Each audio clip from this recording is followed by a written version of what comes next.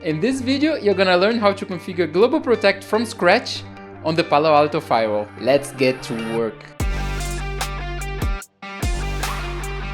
The main things we need to define before starting configuring the firewalls are the IP pool that the remote users on the GlobalProtect clients are supposed to use. In this example, we're going to use the network 10.20.30/24. The name of the security zone for the GlobalProtect clients. In this tutorial, we will just call it global-protect. The URL that the remote users are supposed to connect to. For this tutorial, the users are going to connect to vpn.netsums.com. This URL resolves the public IP address from the outside of interface of the net router, which will forward everything to the outside interface of the Palo Alto Firewall. So we're going to start with the interface configuration. So I'm going to be doing my configuration using Panorama. And the first thing we're going to do is to go to Network, Interfaces, and take a look at our interfaces. I have one interface, Ethernet 1.1. That's in my zone, security zone outside. And this is going to be the interface that I'm going to be using for GlobalProtect to connect. Since we're going to be using an external gateway for our GlobalProtect configuration, we need to create a tunnel interface. So if I go to Tunnel and click on Add, we're going to create a new tunnel. Here I can enter the name as the number that I want. Just enter number 1, comment, GlobalProtect tunnel, a virtual router. We need to choose our default router. And the security zone, we're going to create a new one. Go to Zone. Name, I'm going to call it GlobalProtect. GlobalProtect. And I'm going to enable user identification. Click OK. And that's all we need here in this configuration. So click OK. So now let's go take a look at our certificates. If you go to Device, Certificates. Here you can see that I have a certificate for VPN netsums.com. This is the CN. The subject here needs to match the URL that the users are going to be accessing. So I'm going to make my VPN public through the URL vpn.netsums.com. So now we go to SSL TLS service profile so that we can use the certificate. We click on Add. Name, I'm going to call vpn.netsums.com. Profile. And the certificate, of course, I'm going to choose my vpn.netsums.com. The minimum version here will be 1.2, and the maximum I will leave it maximum. Click OK. And that's it for the certificates. Just quick, the YouTube analytics show us that about 91% of the people who watch this channel are still not subscribers. So if you're enjoying this video, hit the subscribe button. It's gonna help you also to get more videos like this offered to you, and also helps the channel a lot. Thank you. Now back to the video. So now let's take a look at our user authentication configuration. This is also here under Device. We come to Server Profiles, and then we click on LDAP. For this example, I'm going to be using authentication with LDAP, and I already have an LDAP profile created. Just gonna click on this link to show you. So this is what I have. The type is Active Directory, and here I'm using port 309, and I'm not requiring SSL TLS secured connection because I'm just on my lab. But if you're in production, I strongly recommend you to enable this option. If instead of LDAP you want to use SAML, for example, to authenticate your users on Azure, I have a video for you. I'm gonna leave the link in the description that shows you how you can configure the authentication using Azure. In order to be able to use this server profile, I created an authentication profile. I called it LDAP auth profile, and I have it as a type LDAP. Server profile is the one that I created before. Login attribute, I entered manually user principal name because I want to use the user principal name for the GlobalProtect login. And under advanced, I entered all. And I also have a user identification group mapping so that I can use the groups that are synchronized from LDAP. Under server profile, I selected the server profile that we created before. And under search filter, I have the string grp_fw minus and then an asterisk. It means that only the groups that start with a grp_fw minus get synchronized to the file. And under user and group attributes, the default is to have the same account name here on top and the user principal name on the bottom. I exchanged it so that I can use as a primary username my user principal name for GlobalProtect. Now I'm going to show you at the CLI some commands that you can check if the user is being mapped correctly, if the user can be authenticated. So I open an SSH connection to the file, and here I want to test if my LDAP connection is working. So I enter the command test authentication profile, LDAP auth profile. This is the one that I created before. And then I use username, and I know that there is a user called Arthur at adnetsums.com, and password.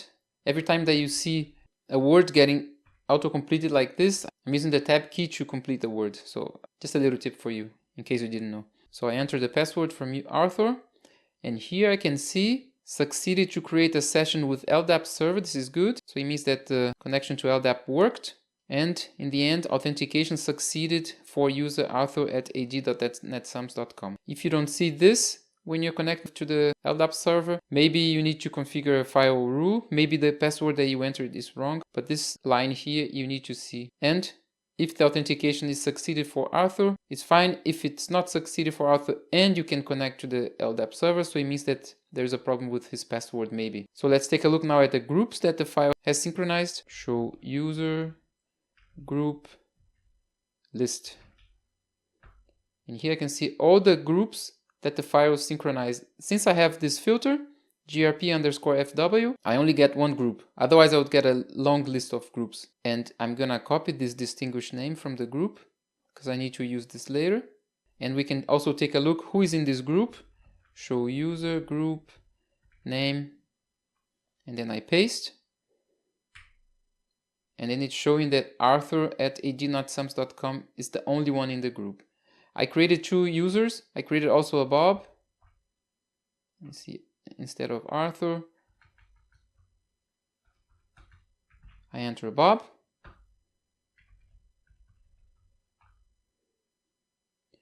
He can also be authenticated, but Bob is not in this group. I did it on purpose so I can show you later whenever we test the GlobalProtect connection. So now we are ready to take a look at the security policies that we need in order to allow the GlobalProtect users to connect to the firewall. In order for the GlobalProtect connections to work, we need to allow some ports or applications on the firewall security rules. We need to allow access from the internet to the outside firewall interface for the apps SSL, PanOS, GlobalProtect, and IPsec ESP UDP, since we're using also IPsec. If you want, you can also allow web browsing, so that when the users open their browsers and type in the URL to download the GlobalProtect client, they don't need to enter HTTPS. The file will redirect the traffic from HTTP to HTTPS automatically. We also need the security rules to allow the internal connections from the IP pool of the GlobalProtect clients after they successfully connect to the gateway. In our example, we will allow the connection from the IP pool 10.20.30/24, which is the IP pool that we'll configure later on, to a server in the network 10.0.10/24 running an Apache web server on port 80. These rules are already configured on my firewall, as well as the rule to allow the firewall to connect to the Active Directory using LDAP. So the next step would be to download the GlobalProtect client software to the firewall, and I have been configuring so far with Panorama, but I'm going to do this directly on the firewall. So for that, you go to Device, and you come all the way down to GlobalProtect client. No updates information available. This is normal. You click on Close. Now on the left side, you need to click on Check Now. And then you can download the version that you want. I want, for example, now my version 6.1.1. I click on Download. Takes a little while. So it has been downloaded. Just click on Close. And then it changes from download to activate. I'm going to activate this version. Yes. There you go. So now we're ready to start configuring our GlobalProtect gateway and portal. The GlobalProtect portal provides the management functions for your GlobalProtect infrastructure. The GlobalProtect clients receive configuration information from the portal, including information about available gateways and, if needed, client certificates to connect to the gateways. In addition, the portal can provide the client software for Microsoft Windows and Apple macOS. The gateway pretty much allows the connection to the corporate network. It's responsible for verifying certificates, providing the GlobalProtect clients with IP addresses and DNS servers, passing on the split tunneling configuration to the clients, and so on. The gateway can be configured on the same device as the portal, but it doesn't have to. You can have multiple gateways spread out across the world. In this tutorial, we're going to configure portal and gateway on the same firewall. We start with the gateway, and you can click on Add.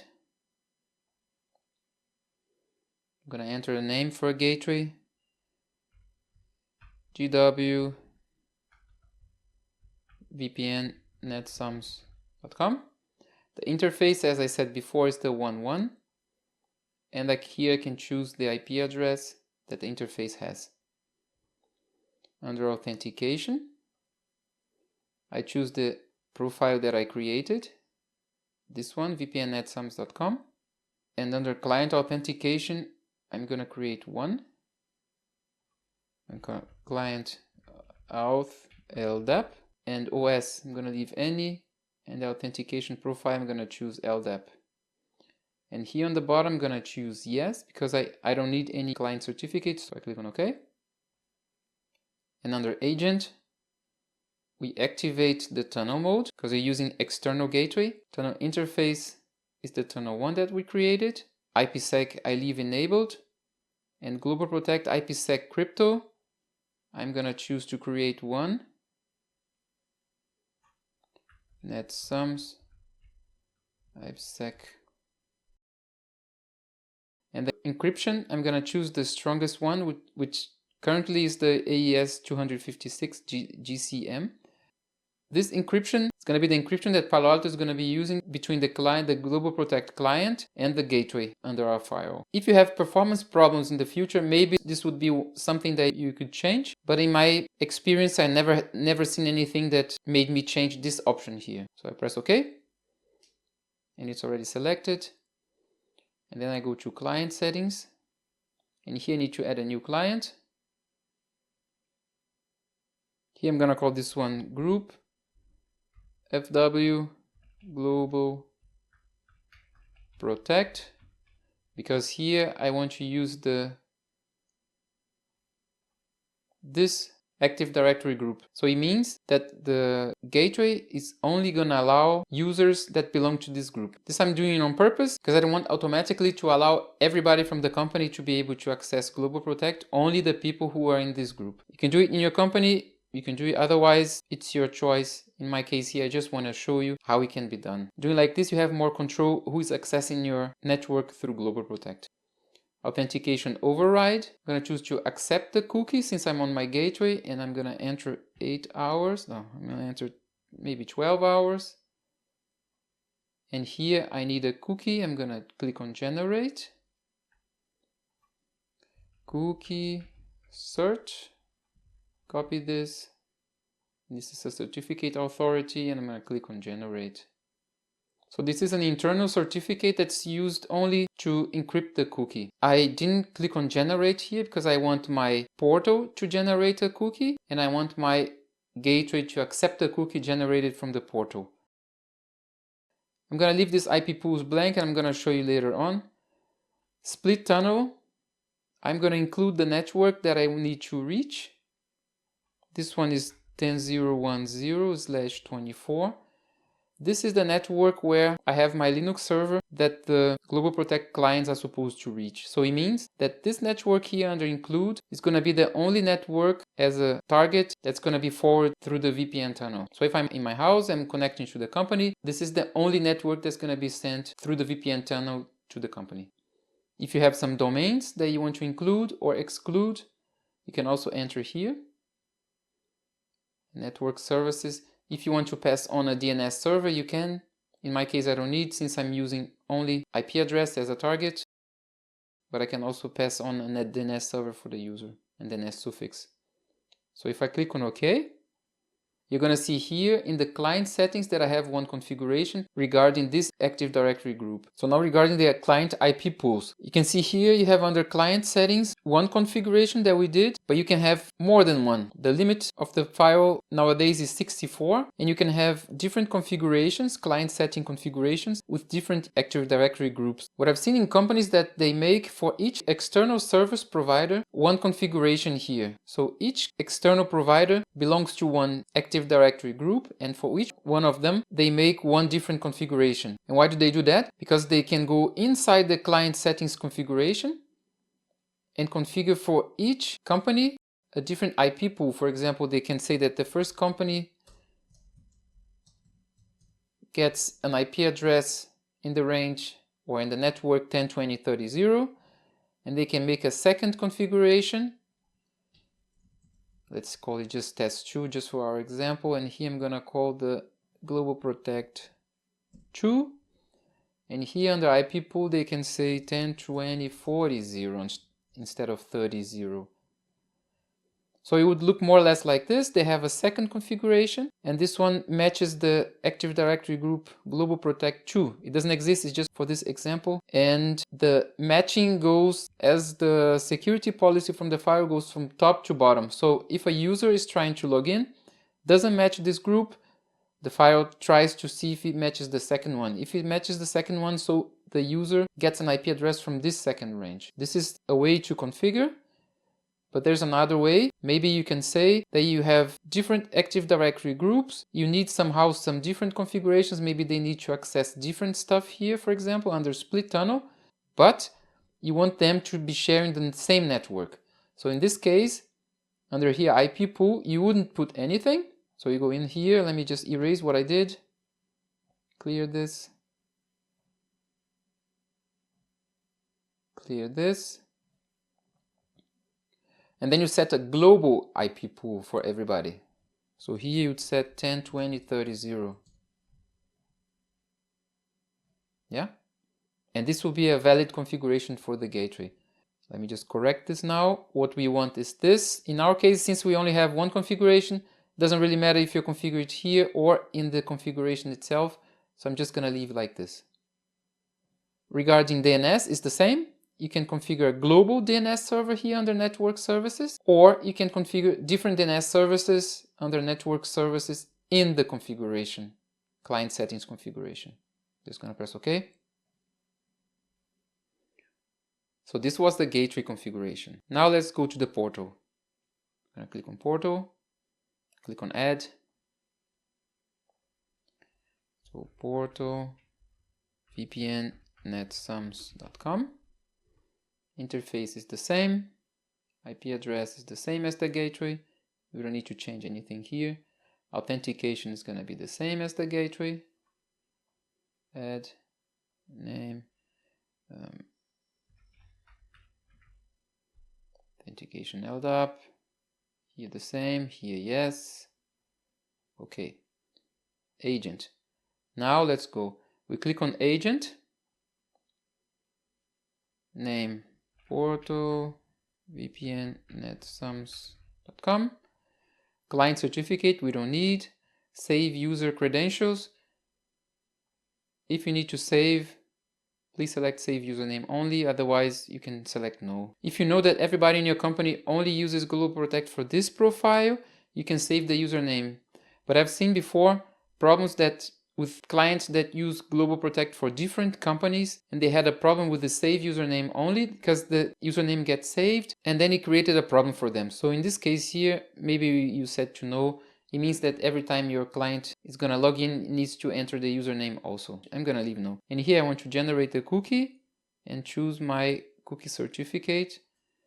This certificate has to be the same as the one that you chose for the gateway. Otherwise, the gateway won't be able to read the cookie and accept it. That's all for this page. Config selection criteria. Here under user and user groups, I'm going to choose again my Active Directory group. Internal gateway, I don't need. External gateway, I need. I click on add. Name, gateway, VPN, netsums.com. And here the FQDN, this is important. So like I explained before, When a client tries to connect to GlobalProtect, first it searches its portal, downloads the profiles, downloads certificates if it has to, and also the information about the internals and external gateways. And this information here, the client is going to use to try to connect to the gateway if it gets authenticated from the portal. So this FQDN needs to be correct in order for the client to be able to access the correct gateway. So I click on Add, and here I'm going to allow any region. Click on OK. Under App, I'm going to choose On Demand, and this is the only option that I'm going to change. And here, if you want, you can allow a user to disconnect to GlobalProtect or not. You can allow your user to uninstall the GlobalProtect. Okay, so I'll press OK. And this should be my portal configuration. Now we can commit the configuration and test the connection. If you're interested in the cheat sheet from the CLI commands from the Palo Alto Firewall, go to netsums.com/resources to get your copy for free. So now I'm at a client connected to the internet, and I open already my browser, and I'm gonna enter here http vpn.netsums.com. Notice that I didn't put any HTTPS on purpose. I'm gonna press enter. It works anyway, and if I click on this lock, you're gonna see connection is secure, and I click to see the certificate. There's a common name, vpn@netsums.com. If I go to details, I can see that this is a certificate that the portal from the file is providing. So I can close this, and here I can enter a user that's allowed to connect to the GlobalProtect portal. So in my case, arthur@ad.netsums.com, and I press login. So here I'm logged in, and I'm able to download the GlobalProtect client. So I'm going to click on the 64-bit for Windows, and it's going to start downloading. So my download is through. So if I click here, I can click on this GlobalProtect to start the installation. So next, next, next, and the installation starts. Success, click on close. If I go to my taskbar, I can see a little earth symbol. And if I click once on it, I see this, and I can click on Get Started. Here, my portal address I have to enter. This is vpn.netsums.com. And if I click on Connect, it's shown username and password. First, I'm going to try with the username Bob at ad.netsums.com. It should not work. If I click on Connect, you get the error, you are not authorized to connect to GlobalProtect portal. We're going to take a look at later at the file to see what the file is showing as a log. I'm going to change from Bob now to Arthur. And click on Connect.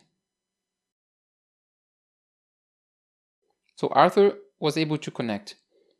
If I come here to this menu and click on Settings, I can see the IP address from Arthur, the one that he got, 10.20.32, and my public IP address, and which protocol the GlobalProtect was able to connect. Can be either IPsec or SSL. In this case was the preferred one, IPsec. And here you can see the connected gateway, the name of the gateway, and here the portals that I manage. If I have more than one portal already entered and connected, and it has the profiles, so it would show here more other URLs. But since I only tried once now, so it only has one managed portal. So now we're going to try the connection from this client to the Linux server. So here I'm going to type the IP address of the Linux server, 10.0.117. I don't need to enter this, but I'm going to enter anyway so you can see HTTP, so port 80, and it's working. Let's take a look now at the file, what has been logged there. So at the file, the first thing we're going to do is to go to Monitor and take a look at the GlobalProtect logs. And here we see the source user Arthur connecting from the public IP address 80.187.66.240, and here under private IP v4, you can see the private IP address that he's getting. Under authentication method, you see LDAP, and you see also here some cookies that the gateway has been using to authenticate the user. And if we filter here Bob, we're going to see that Bob tries also to authenticate, and here under error we get fail to get client configuration. It means that the portal, let's go to the portal, I'll show you. Network, portal, click on the portal, under agent. It means that the agent went from top to bottom. We only have one agent configuration, but it couldn't match the user to this group. So whenever this happens, that it goes from top to bottom, it doesn't find the user, the error that it shows is that there was no configuration for the user. Failed to get the client configuration for this user. So let's go now to the traffic monitor. Take a look there what we see. So we're gonna see a lot, but under the source user we can filter Arthur. You can also see here that the user is being recognized correctly, and we can see that Arthur is being able to access the Linux server. There's the IP address from Arthur, and here the IP address from the Linux server, and the connection is working. The stuff here on the bottom that you see that is not working, it was just some test that I did, but the connection is actually working with port 80, and the rule is my allow GlobalProtect to the Linux server. I can also show you the rule policies. Allow GlobalProtect Linux server. This is the rule. It's allowing the zone GlobalProtect as a source zone, and the network 10.20.30 to the network 10.0.10, and I'm allowing web browsing and SSL only. We only needed web browsing for this example. And here on the monitor, one more thing, the source zone. From zone, you can see that the user is coming from the zone that we created for the tunnel, global-protect. One more thing, guys, I almost forgot. The network that we configure at the gateway for the GlobalProtect clients, the network 10.20.30. This is a new network. Most probably you have to route this network in your environment going to back to the gateway. Otherwise the connection won't work. So guys, thank you very much for watching this video until the end. And before you go, don't forget to subscribe to the channel. And here's a video that can help you further with the configuration of the Palo Alto Firewall. And I'll see you in the next one. Bye bye.